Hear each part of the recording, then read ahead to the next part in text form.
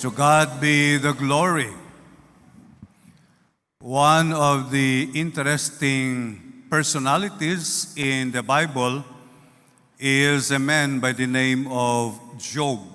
Perhaps some of you are familiar with a book entitled Job. It is the story of the life of this person.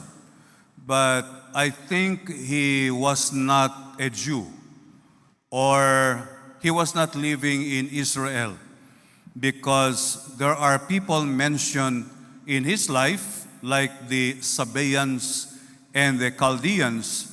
These people live in Mesopotamia. So probably Job was in Mesopotamia. He was probably either in Iraq or Iran, because the Bible also tells us that he was from the east.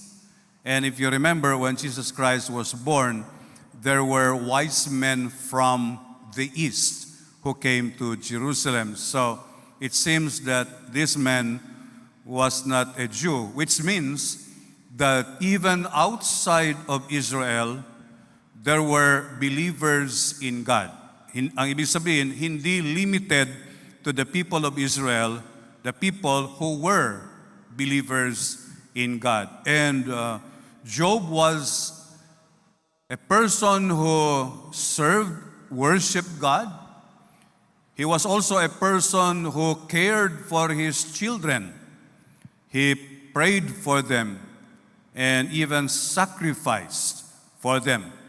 And so since today we are celebrating Father's Day, we would like to greet all the fathers, happy Father's Day, those who believe in God and those who sacrifice themselves for their children. Job was a godly man. He was also very rich. He was well known in the community. In chapter 1 of Job, we are told that he had 7,000 sheep. He had 3,000 camels, 500 pairs of oxen, and 500 pairs of donkeys. Marami po yun. Ang ibig sabihin, napakayaman po ni Job. And he was gifted with a very nice family. He had 10 children, 7 boys and 3 girls. And because of this, he lived a very happy and contented life. But Satan started to accuse him. Ito talaga ang ginagawa ni Satanas. He accused Job before God. Kasi tinanong ng Panginoon si Satan, Satan, saan ka galing? Doon sa mundo. Did you see my servant Job? Oh, yes. I saw him. He is faithful to you. He loves you. Pero parang meron akong duda. May duda si Satanas kay Job. And he said, he is worshiping you, he is serving you because you have provided a hedge of protection around him. Now listen to this. Satan cannot touch God's people because God has placed a hedge of protection. And Satan said, if you remove that from him, sigurado ako, he will curse you, he will despise you, he will forsake you if you remove those things that you have given him. And so God said, okay, you can take his property, touch his family, and on that same day, just one day, all the donkeys, all the oxen were taken by the Sabaeans. They killed all the servants. They took everything they could find. And then on the same day, fire fell from heaven and consumed the flock of Job. Then the Chaldeans arrived. They took what remains of the flock of Job. And to add to the calamity of Job, while the 10 children were celebrating inside the house of the eldest son, a strong wind came and uprooted the house and killed the children. I was reviewing some of the footages of tornadoes in the United States. It's scary. When a tornado hits a particular place, that place is in grave danger because houses can be taken up to the sky and people inside will be killed. And that was what happened to the children of Job. And Job was so sad. He even tore his clothes in sorrow, but he never uttered word against God. He never cursed God. He never despised God. He never forsaken God. And so, natalo si Satan doon. But Satan was not contented and said, si Job, sumasamba pa rin yan sa'yo. Bagamat wala na yung kanyang ari-arian, wala na yung kanyang mga kayamanan, wala na yung kanyang mga anak, but he is still healthy. You remove his health from him, and I assure you, he will despise you, he will curse you. And so God said, okay, you can touch his body, but you cannot touch his life. And Job experienced an extraordinary sickness. From his head down to his feet, there were boils. I saw pictures of people who were infected with monkeypox. Napakapangit po, mga kapatid. And I cannot imagine a person who has boils from his head down to his feet, that even his wife could not stand him anymore. Pinaalis siya sa bahay, doon na siya natutulog sa labas. And the wife said, Job, curse God and die. But Job never said anything against God. Yes, he was in sorrow, he was in pain, he was sad, but he never forsook God, he never despised God. And natalo si Satanas. In the case of Job, Satan was a liar. Yes, he is the father of all lies. But I think sometimes Satan is right about some of us. In the case of Job, wala siyang magawa. Because Job did not turn away from God in spite of what he experienced. Na nawala na sa kanya almost everything. Ang naiwan na lang sa kanya ang kanyang buhay. But if you look at people in history, even during the time of Jesus Christ, maraming lumalapit sa Panginoon kapag maganda ang buhay. If everything is okay, they follow God. Remember what Jesus said to the people who were following Him? Because there were thousands of people following Him. He told them, you are following me not because you believe in me, but because of the bread. Because there were times God multiplied, or Jesus multiplied the bread to feed 5,000 people, and on another time, He multiplied the bread to feed 4,000 people.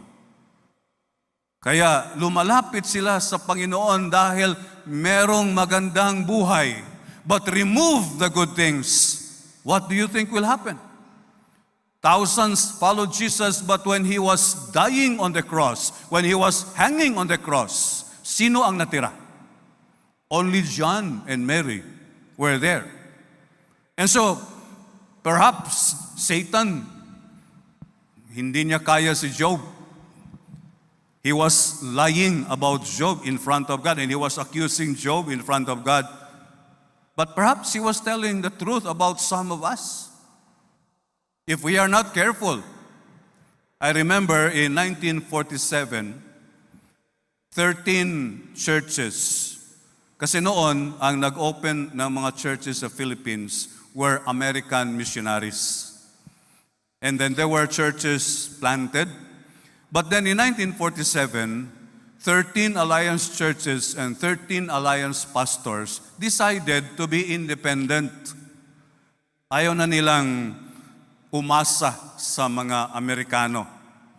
So they wanted their local church to be self-supporting, self-propagating, and self-governing. Ibig sabihin, hindi sila umaasa sa iba.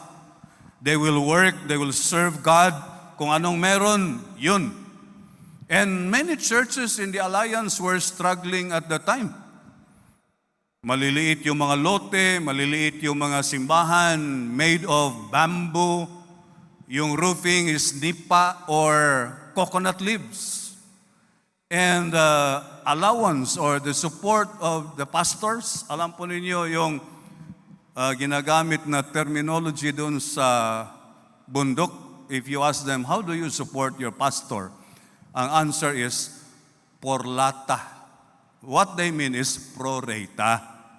Yun pero ang pagka-pronounce ba, porlata. Pero sa totoo, porlata talaga kasi when a member of the church would harvest 10 cans of kamote, 1 can would go to the parsonage. Porlata, yun. Ingunana, yun ang kinabuhi. So the support was like that.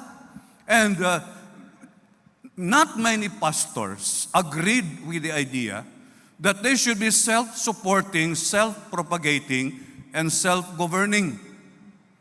And then in 1960s, 1947 man yung nag-start ang Kamakop.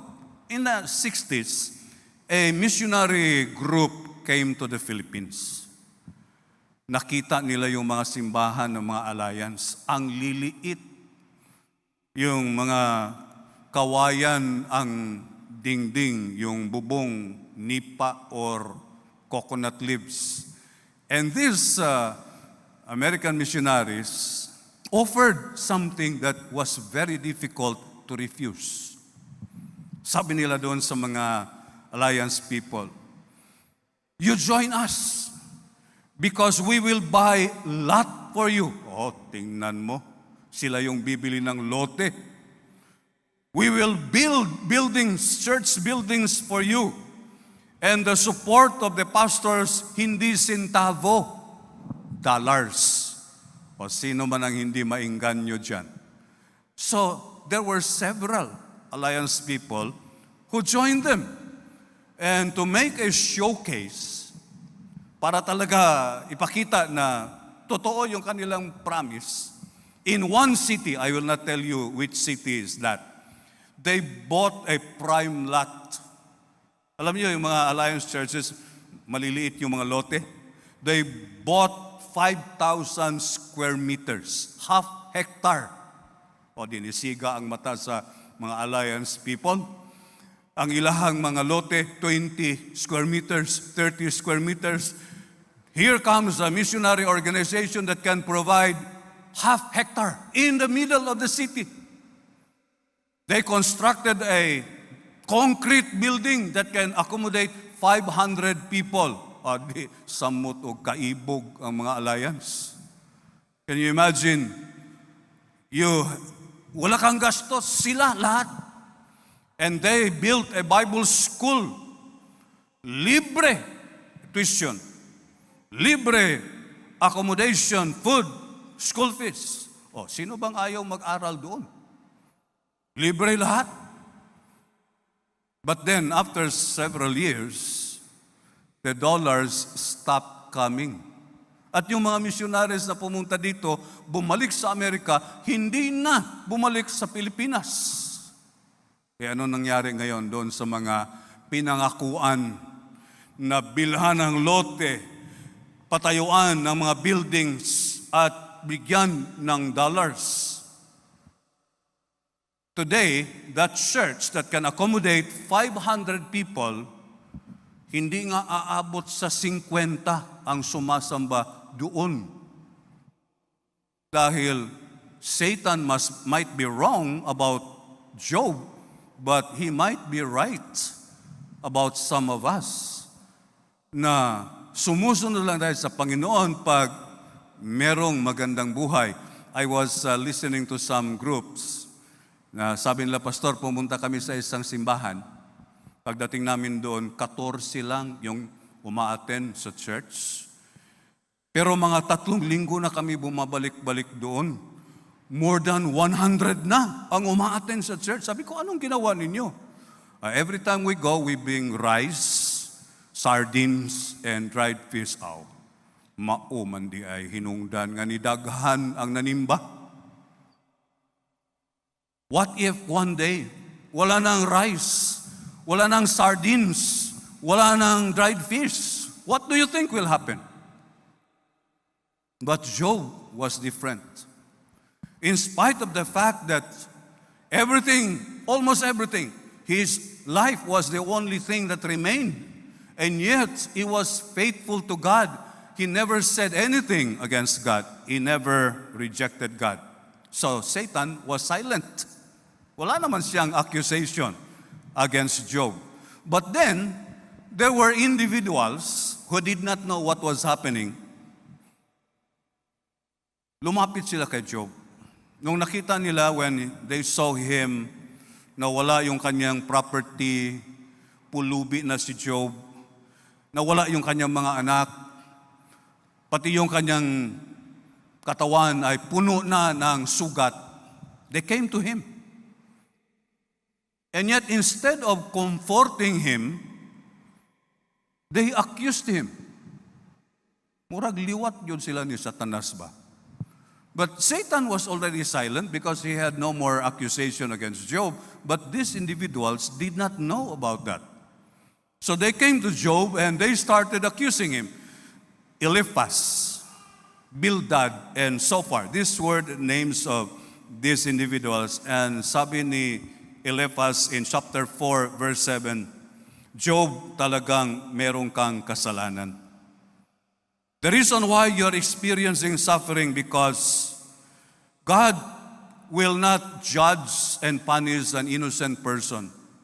You are experiencing trouble is because you are guilty. Hindi niya alam na ano ang dynamics between God, Satan, and Job. Then here comes another person, Bildad, in chapter 8, 3-4. He said, Job, you are suffering because you have offended God. God is not unjust that He would punish a pure and upright person. Kung malinis ka, Job, if you're upright, hindi ka maghihirap. Then comes the third, Zophar. In chapter 11, verse 14, he said to Job, Job, you are suffering and you are experiencing calamity because sin is in your life. You allowed evil to dwell in your tent. So ito yung mga accusations ng tatlong mga tao. They were supposed to be friends, but they were, according to Job, you are supposed to comfort me, but you are miserable comforters. You're accusing me of something that I have not done. Mahirap, kapatid. It's very dangerous if you do not know the context. Mukalit lang kagdas magba nga, waka kabalo sa context. It's very dangerous. I remember a story of a man who was walking down the street one day. Nakita niya yung kanyang kaibigan, nakasandal doon sa poste ng kuryente at gumaganon. Nung nakita niyo yung kanyang kaibigan, kumuha siya ng 2x4 na kahoy at pinalo niya yung nakasandal sa poste ng kuryente. Nabali yung arm. Umiiyak yun. Bakit mo ako pinalo? Kasi nakita kita. Di ba nakuryente ka? Ay hindi.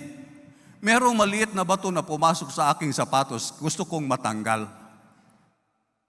You see the danger of not knowing the context? Pataka lang tagdasmag. We tend to judge other people without knowing what is going on in their lives. These three individuals did not know what was going on in the life of Job. They did not know that God allowed things to come into his life to prove Satan is wrong. Akala nila naghirap si Job dahil meron siyang kasalanan. And so in chapter 38, hindi na siguro makatiis ang Panginoon because they were discussing back and forth, accusations after accusations, and Job was trying to defend himself. And then in chapter 38, God started to talk. And his conversation is in the form of questions. Chapter 38, verses 1-21. Then the Lord answered Job out of the whirlwind. Who is this who darkens counsel with words without knowledge. Aray, masakit po yun. Sometimes we talk and yet we have no knowledge at all. Get ready for a difficult task like a man. I will question you and you will inform me. Where were you when I laid the foundation of the earth? You think you know everything, but where were you? Tell me, if you possess understanding, who set its measurements if you know, or who stretched a measuring line across it? Or what were its bases set? Or who laid its cornerstone when the morning stars sang in chorus and all the sons of God shouted for joy? Who shut up the sea with doors when it burst forth coming out of the womb? When I made the storm clouds its garment and thick darkness its swaddling band? When I prescribed its limits and set in place its bolts and doors? When I said, to here you may come and no farther, here your proud waves will be confined. Have you ever in your life commanded the morning or made the dawn known its place, that it might seize the corners of the earth and shake the wicked out of it? The earth takes shape like a clay under a sill. Its features are dyed like a garment. Then from the wicked the light is withheld, and the arm raised in violence is broken. Have you gone to the springs that fill the sea, or walk about in the recesses of the deep? Have the gates of death been revealed to you? Have you seen the gates of deepest darkness? Have you considered the vast expanses of the earth? Tell me if you know it all. In what direction does light reside? And darkness, where is its place? That you may take them to their borders and perceive the pathways to their homes. You know, for you were born before them, and the number of your days is great. Now, I think verse 31 is quite sarcastic. You think you know? Were you born before all this happened?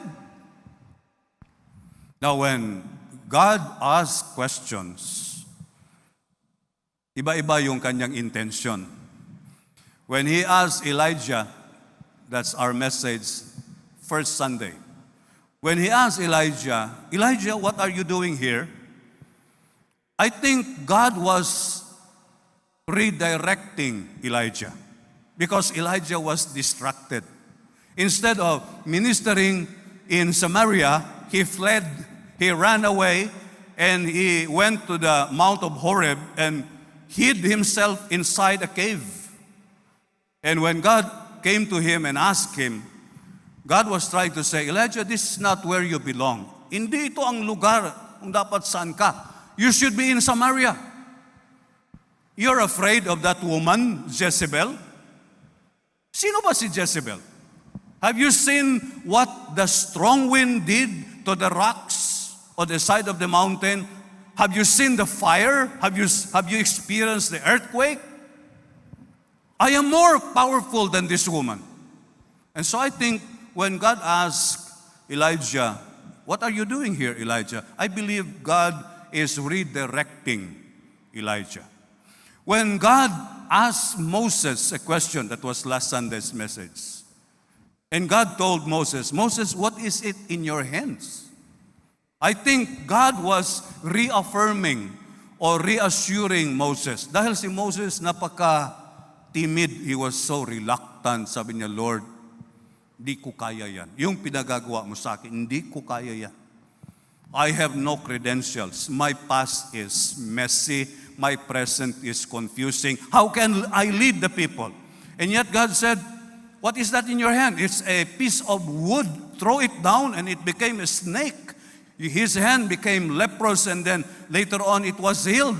What God was saying to Moses, Moses, you should not be thinking of yourself. You should be thinking of me because I am going to manifest my power in and through you. But when he asked these questions to Job and to the miserable comforters, I think the intention was to correct them. Perhaps even to rebuke them. Because the tendency of human beings, akala natin bright na tayo masyado. Akala natin we know everything. And isang tanong lang ng Panginoon, where were you when I created the world? Hindi ka pa nga ipinanganak. Ang dami mo ng salita. As if you know everything. Where were you when I created all this? When I set the foundation, how large was the foundation? Did you see it? Were you there? When 20 years old, people would talk about what happened in Mount Pinatubo, what they were actually telling is what they read from the books or what they heard from others, because they were not there. In 1991, when that huge volcano erupted and the entire central Luzon was covered with lahar, thousands of people died. They were not there. So they cannot be an authority. And yet some people, when they speak, when they write, as if they know everything. Charles Darwin was born in 1809, and he died in 1882. Perhaps he lived in this world for 73 years. Pero sumulat siya ng libro na the law of natural selection and the origin of the species. 73 lang siya na taon dito sa mundo, and he thinks he knows what happened in the past. Isang tanong lang mula sa Panginoon, where were you during this time? And I believe God is asking this question to correct us, to rebuke us, so that we will not be arrogant. Para bang akala natin, alam na natin ang lahat. Yes, we admit that some people are given unique wisdom and knowledge. Katulad halimbawa, yung binanggit ko the other time, some scientists are able to harvest electricity from sunlight. Magaling. How can you harvest electricity from sunlight? And it is there. In fact, we are in the process of putting up a solar installation, and God willing, by the end of this month or perhaps in July, that would be completed. That's there. That's human mind, human wisdom, and human knowledge. And I don't know if this is true, but I read some scientists are experimenting.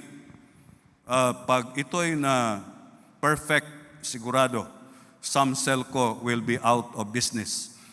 These scientists are trying to harvest electricity from the atmosphere day and night. Pag nangyari ito, wala. All generators will be gone, all batteries will be gone. Human understanding, human mind. But our knowledge, our wisdom can never compare to the wisdom and the knowledge of God, because He created everything. He is the source of everything.